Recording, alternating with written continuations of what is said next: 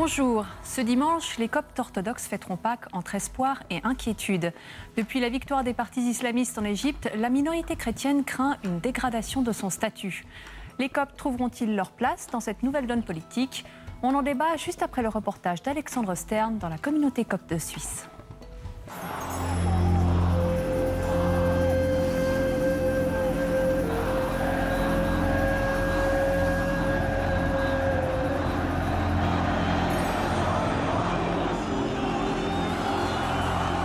Pour moi, la chute de Moubarak, c'est le prix à payer pour ce qu'il a fait aux Coptes, en particulier, aux Égyptiens, en général. C'était avec beaucoup de joie, beaucoup d'espoir. On a pensé vraiment qu'il y aura un changement en Égypte. J'avais effectivement un espoir, un grand espoir. Et pourquoi?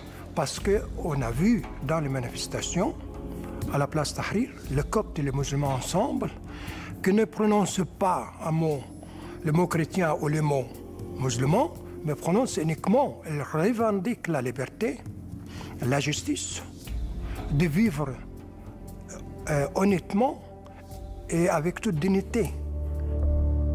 Patrick Henny a travaillé plusieurs années au Caire. Licencié en sciences politiques, il revient d'un séjour en Égypte. Tout le monde était sur la place Tahrir. Les Coptes étaient sur la place Tahrir, les salafistes étaient sur la place Tahrir, les frères musulmans étaient sur la place Tahrir.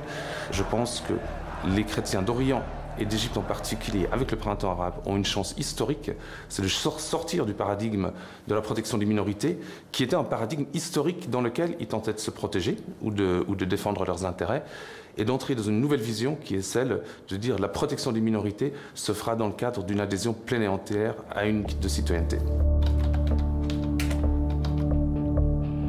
Les Coptes essaient maintenant de s'intégrer dans la vie politique, dans les différentes partis.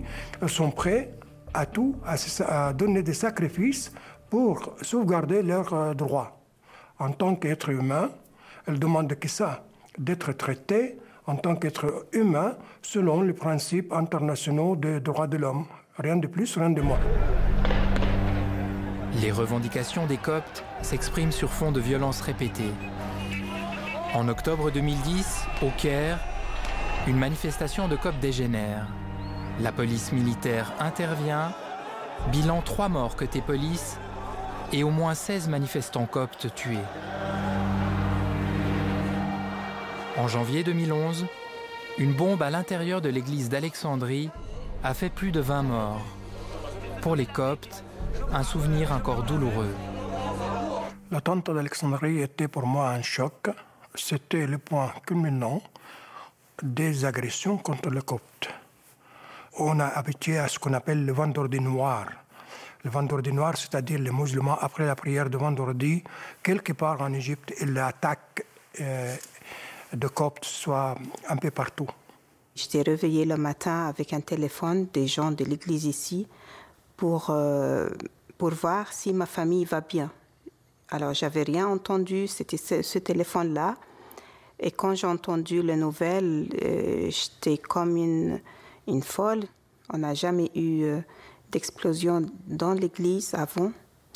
On a eu quelques attentats à l'extérieur, mais celle-ci était horrible. C'était insupportable, je crois, pour tous les chrétiens et même pour les musulmans aussi.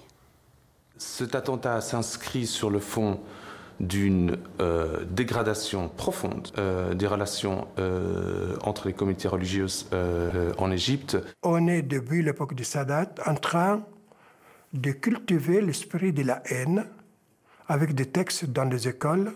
On sépare les gens. On dit aux élèves musulmans de ne pas s'adresser la parole aux élèves chrétiens. Et aux universités, c'est la même chose. Il y a un vrai problème de Coptes. Il y a un problème de vivre ensemble. Et quand on parle de tension communautaire, il y a une dissymétrie. Il n'y a pas deux acteurs égaux qui sont dans une relation de conflit. Il y a un dominant et un dominé. Les Coptes font partie des dominés. Les frères musulmans sont sur une ligne nationaliste claire qui fait que la question du rapport aux chrétiens se vit de manière beaucoup plus apaisée que chez les salafistes. Le discours des salafistes est un discours très sectaire, un discours d'exclusion de toutes les formes de représentation, de discours et d'acteurs et de catégories de population qui ne sont pas dans la norme que voudraient les salafistes. Et la montée de ce courant-là, clairement, pose un problème pour les chrétiens en Égypte aujourd'hui. Les frères musulmans ont une stratégie à long terme, à longue haleine, pour arriver à leur but final, à savoir donc conquérir l'Égypte, les islamiser à 100%,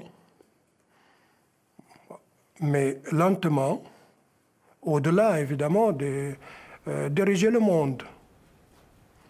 Les salafistes sont plus pressés, n'ont pas vraiment longue haleine pour aller doucement. Ils veulent tout de suite appliquer, tout de suite islamiser. Et c'est ça la différence. Mais le but, c'est le même.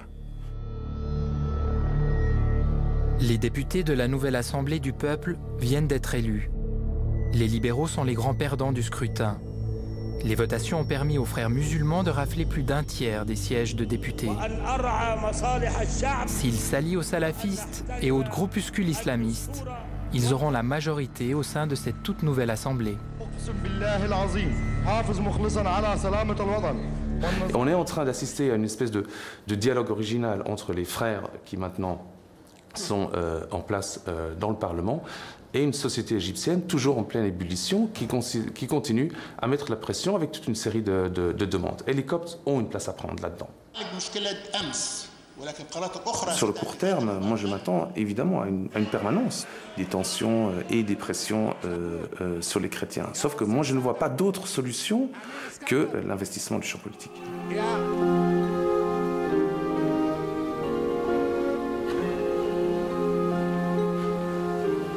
La prière nous donne la force à résister. Et pas accepter, mais à résister à la tentation de rendre le mal par le mal. C'est la différence. La foi m'aide beaucoup. Il me tient, c'est ça qui me porte en fait, qui m'aide à supporter toute cette injustice. Et c'est ça aussi qui aide chaque Copte. Parce que sans la foi, je crois qu'on aura échoué. On aura quitté peut-être l'Égypte depuis longtemps.